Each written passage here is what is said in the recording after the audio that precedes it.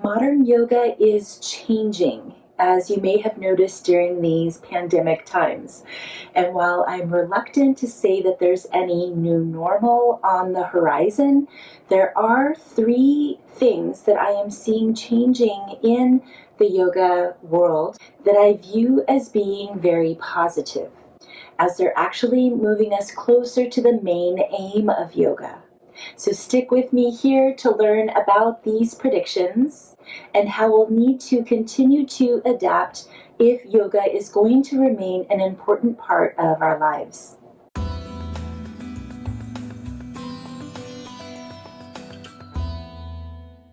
Hey there, I'm Brandy with Falcon Healing Arts, and I help families improve their holistic health by connecting them back to traditional healing wisdom, like yoga. And I've been teaching yoga on the San Francisco Peninsula for over 20 years. Now, yoga in the United States is very different from yoga that was practiced in India in the East, and it's transformed even more over these last 20 years as I've been a yoga teacher in this profession. Yoga was once embraced for its life-changing benefits and the ancient wisdom that was passed down from teacher to student. But here in the United States, it's actually been reduced down to a way that we like to stretch and strengthen our bodies, usually along to some fun music. It's a time for friends to get together and do this practice and then socialize afterwards. It is a lifestyle. Some of us live in these yoga clothes. It's become a pretty trendy way that communities introduce mind-body awareness. And it's a temporary way to relax in between stressful activities. Now, believe me, I love everything that I just listed, and it has made yoga very approachable for Americans. So I resigned long ago to accept all this. Even though I am a classical yoga teacher, I really embrace the wisdom from my lineage. But it doesn't matter to me how someone has come to yoga as long as they are interested. And I know that I can teach them a little bit at a time as to how to deepen into the practice. Now that we're in these challenging times, we are in the middle of a pandemic and a few days away from an election, and there's all sorts of stress and chaos happening all around us. We are seeing an even bigger shift with yoga. It's really making everyone take it more seriously. And what I'm seeing is that students and teachers will need to adapt to these changes that I'm about to list. Otherwise, yoga is not going to help them that much, and they are likely to find another way to exercise or even another vocation for those of us who teach. Now, the first change is a pretty obvious one if you have had a yoga practice at a studio, if you're a teacher, and that is that we need to be practicing more at home. When the lockdowns were enforced in March of 2020, that's when it happened here in California, studios were closed, and teachers really needed to pivot to offer online offerings. And the students also needed to pivot to create space at home for their practice, to commit to showing up for these live classes and the replays, for getting their own props, and just getting used to being alone and not having the high energy vibe around them that a group gives. And even though this was really stressful for all of us, I was actually very, very happy with this change, because I am always emphasizing the need for a personal home practice, because this is the only way you are going to experience the depth of yoga without so many distractions. So I've written about this in 2 blog posts Should you develop a home yoga practice and resources to guide your home yoga practice, I hope you will check out those articles in the description below, because the experience of yoga becomes so much more meaningful when you are able to carve out the time to practice it at home. You're infusing your home with your personal intention. It's going to change the vibe completely. Your partner, your child is also going to feel this, and you're modeling your commitment to the practice for them too, and they might actually become more interested in it. And if the whole family is doing it at some point, that is even more wonderful. Now, that's not happening in my family yet, but they do understand how important me practicing here at home is. And it is my personal self-care time where I am uninterrupted and can really get myself back on track to be a positive, hopeful, healthy person. I want students to experience this too.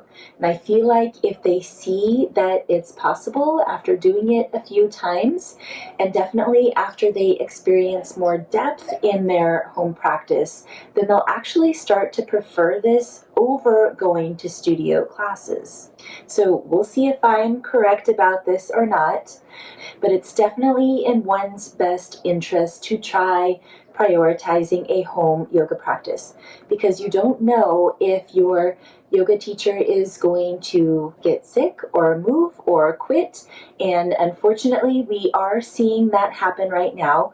We are seeing studios close, and your yoga practice shouldn't be dependent on something external from you. It is a personal practice. And number two, we are seeing a move to smaller group classes. So in California right now, health clubs and studios are able to open, but only at 25% of capacity. Don't get me started about why that is.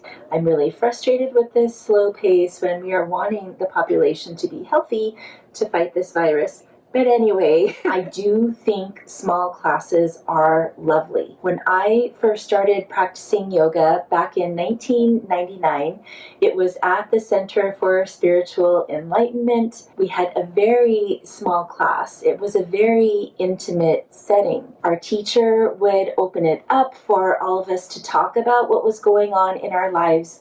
We could relate it to a theme of what we were working on that day. And she always brought in wisdom from yogic traditions to help us stitch this all together.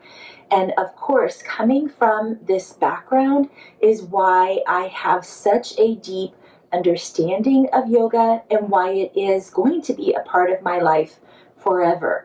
And I know that many people are desiring more community right now. They are feeling isolated as we're dealing with all these other challenges and want to be able to work through it with others. So these small group classes could be an opportunity for great healing if the students are allowed to participate in a discussion, and if the yoga teachers are bringing in some wisdom from the yoga traditions. And I do see that happening right now. Yoga teachers are offering their classes as a way for people to maneuver these difficult times. And so it does seem that yoga students do have a better understanding of how yoga can help them in their lives. So this brings me to the third and biggest change that I see happening in the yoga community right now, and that is to a return to the classical tenets of yoga for personal development. So modern yoga only goes so far with the mind-body connection in a yoga asana practice. But if one follows the tenets as outlined in the Yoga Sutras, one of the oldest texts on yoga, and the student commits to not only the physical practice, but also investigating their minds, their hearts, their intentions, and what they are experiencing spiritually in a yoga practice, then there is great room for personal development.